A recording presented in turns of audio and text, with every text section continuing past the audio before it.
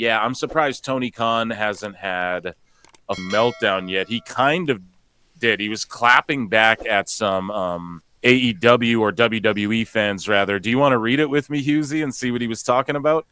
I'd love to. So I bookmarked it somewhere. Phil Marks, bookmarks. A couple things that I found funny. So here's Tony Khan.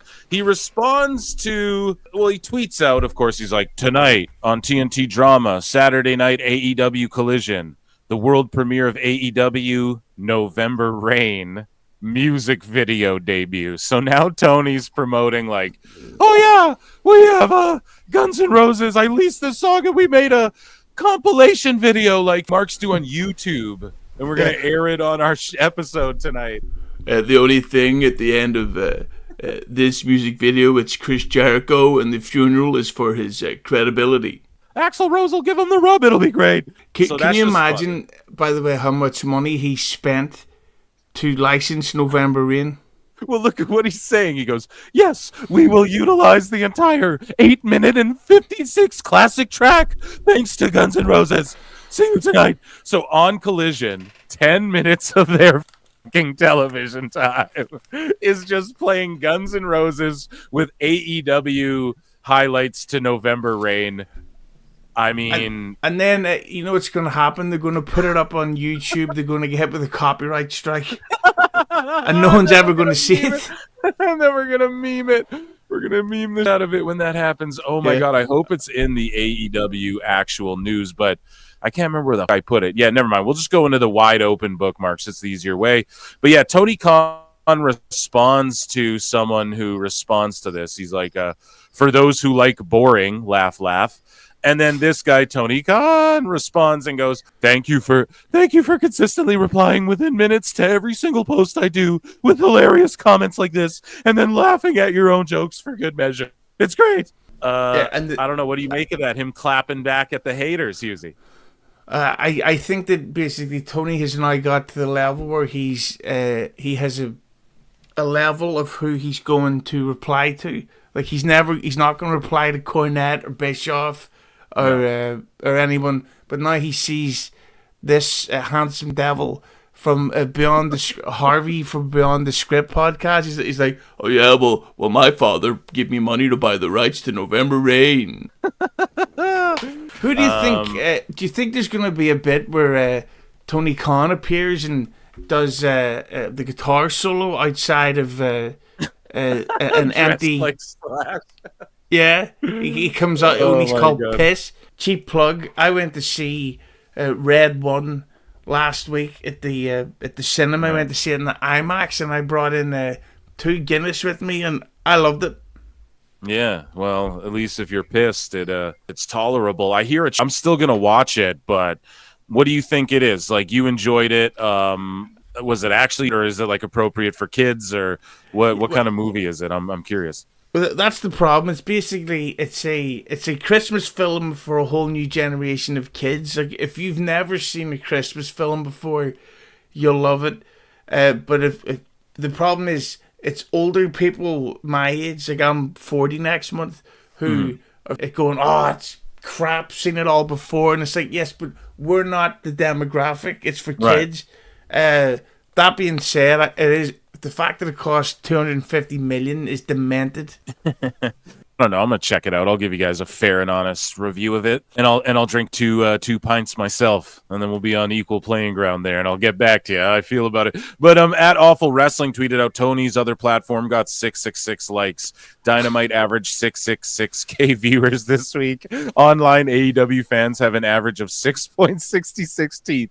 Something is up, folks. They're just like ratings. Like, they're dropping allegedly 10 million on just the Hurt Syndicate, and they've been, I guess, the top draw. I saw like a breakdown where the top draw, if you will, they're consistently getting the best ratings. But 666 next year. Bischoff will be right again, and it'll be 500, whatever. Man, Husey, what did you make of that whole interview with Konnan and Meltzer? You know, Konnan got a lot of for that. I just thought it was funny. I thought it was funny how you guys sat there for 2 hours while he responded to every hater in the chat. It was a legendary watch for me, because I'm one of these guys who I like internet cringe. You know what I mean? So yeah, so like, what you were in the middle of that? Give me your thoughts on that whole sitch. I was so pissed off at Conan. I was because when we recorded that here, that was at like 7 o'clock my time, and we would have been done by 9. And I was supposed to be going out that night to meet a lovely lady with big milkers and a lovely fart box. And Conan went from being what was supposed to be a 2-hour interview to a 5-hour recording. Oh, went nuts, man. And I was just like, Conan, you cock. But no, I thought that overall, I loved the fact that Meltzer did it, and I loved the fact that it was great for live streaming. But I just wish that people like Joe and Conan would ask a follow-up question, like Meltzer would say something crazy like Triple H goes, I feel like Triple H is he's with his Dustin Hoffman voice. He's like, I thought Triple H hasn't been booking very smartly lately. And then they don't go, what do you mean, Dave?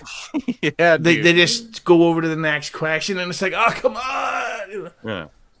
But even that though, like I didn't expect Conan to be like, no, you're full of man, like the IWC does and all that. I didn't expect that. It's just like if you hear Conan reviewing stuff, even you're like, well, bro, you don't see eye to eye with this at all. Are you gonna give any pushback or at least just like question it at all? But what to me was I didn't even care about the interview. It's like, what do you expect him to ask? Conan's like an older dude, a legend in the biz. What is he gonna beef with Meltzer? He used to read Meltzer back in the day. He's talked about it a bunch.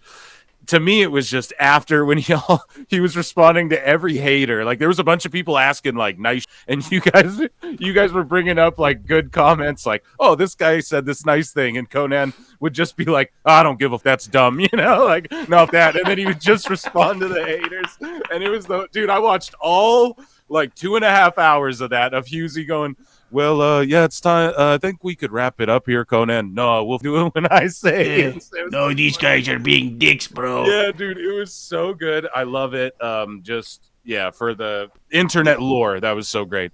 The thing is, and this is possibly a spoiler, because it may not happen, but Conan said that it was possible, is that in December, maybe, that a live stream guest on the show will be Triple H.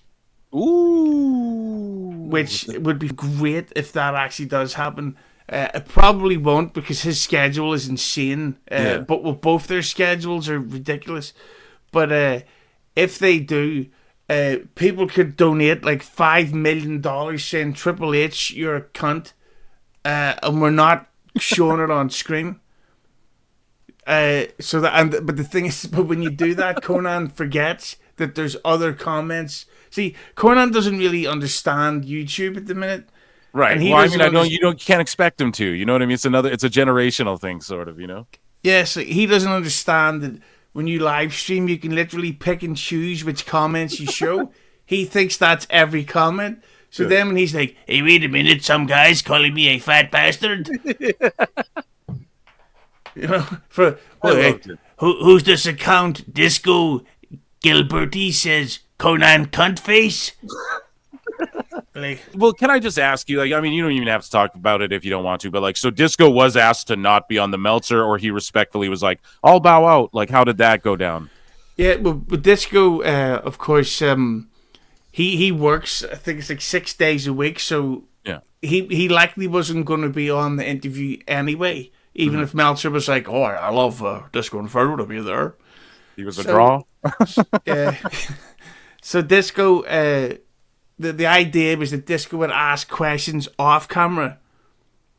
You know, but then Joe, the producer, blew it immediately because Conan asked the question. And Joe goes, "Oh wait, that's Disco's question," and it's like, yeah, don't do that. Like of all the times when you don't speak, this was the time. You know, like he completely blew it. So if you notice, Meltzer was off from that point on. Right. Like he thought he was gonna get like ambushed, sort of, with like a question or something. He wasn't because he did seem a little edgy and like, oh, I could jump off and leave anytime. And then he did have to go, which I want to ask you about that after. But basically, was it talked about beforehand though? Like Disco's like, I'll just ask questions off camera, but it wasn't like Disco's not allowed to ask things. It's just, you know, you want it to keep Meltzer as long as possible. I get it. You know what I mean? It's like a wild Pokemon. You don't want a wild Meltzer to flee, you know? Well, I think Konnan was going to pretend they were Patreon questions so that he had that. and Joe blew it, and it's like, Joe, sick. So Meltzer, he hops up. Oh, sorry. So then Disco gets on the air with Konnan, and they just completely start, like, Konnan just runs them over. I'm not sure if you were part of that broadcast or that stream, but like, Konnan just sort of like shuts down Disco and is like, what do you want me to ask him? And that was another legendary argument. So yeah, we played it on the show, and I don't know. You know, I don't know if you have any thoughts on that. I was a total mark during the 90s. Yeah, so the fact that Konnan and Disco to this day are still feuding and arguing, like, it's hilarious. These guys are like in their 50s and 60s, and they're threatening each other like, hey bro, I'll kick your ass. Yes. Yeah, you can kick my ass, Konnan. Bro, I love it. It's endless entertainment for me. It's the greatest shit ever, and I love that whole saga. I want to see Meltzer come back. It's all been amazing. But one thing I wanted to ask you though, so when you guys were on the air, Meltzer takes off, and he's, you know, all the podcasters are old and out of touch, but Dave, you know, he takes off of his laptop, and you're just staring into his living room or whatever, and you take it off screen. Did you or did you not see any freaky or any papers fall over or anything of note in Meltzer's house or wherever he was while he left his camera on stream? Well, I will say this, that with StreamYard, there's a thing that people who may not know about this, it's called local recording, where all streams are saved individually. I have that 5-hour-long Meltzer footage. Of his living room. Yeah, and basically when he thought the camera was off, and even though we minimized his screen, it's just, there's just like an hour of Meltzer in his element walking around his house. Oh, and I may release that as a Christmas video, just Meltzering it up. Were there any ghosts of Japanese wrestlers past lurking around that spotted? No, but I am going to go back and listen for some big loud protein farts. Okay, yeah. Or maybe I'll just add them in at editing. Yeah. I should do that. Dave Meltzer farts live on air. Oh, dude. It's funny how he took off and left his camera on, and thank God it was you, Husey, because if that was me, I mean, oh my God, I'd be auctioning that footage off, dude. That's hilarious. So here, I think I got some more. Husey, how long can you hang out with me today? I know it's like super late where you're at, no? Yeah, I was actually going to use that fart comment as my chance to sign off, because it's almost midnight here, and I'd like to jerk it a couple of times. Sounds good. Okay, ladies and gentlemen, check out Husey's YouTube channel. Follow him at the Husey on social media. One of the funniest, most underrated in all of X and YouTube and everything you do. I'm such a fan of, and I love when you pop on here. You're welcome anytime. Ladies and gentlemen, Husey. Oh, sorry. Go ahead. I would like to personally and publicly invite you to, in December, the great Francine is returning to the show. I'd like to invite, of course, Phil to that episode. I'm going to try to get Disco to come on for a Christmas episode, which you're also invited. And I'm also inviting you to a thing I want to do called Marking Around the Christmas Tree. And so far it would be me, you, Duke Loves Wrestling. I don't know if you know that guy. Oh yeah, you know that guy. Yeah, I know Duke. And maybe somebody else. And it won't be anything like, well, it'll be Marky, but we'll just be we'll be making fun of the news of the year, not anything particularly serious. And I'll probably be getting drunk during it, so. That sounds good. Me too, and that's what I do best. Thank you so much. Ladies and gentlemen, right there, you heard it here on the air. I'm going to be linking up with Husey a bunch and talking to Francine, mixing it up with Disco and marking around the Christmas tree and all that. So make sure you check out his channel, check out his socials. Husey, dude, thank you for coming on. I appreciate you so much, man. Round of applause for Husey. All right, it speaks in.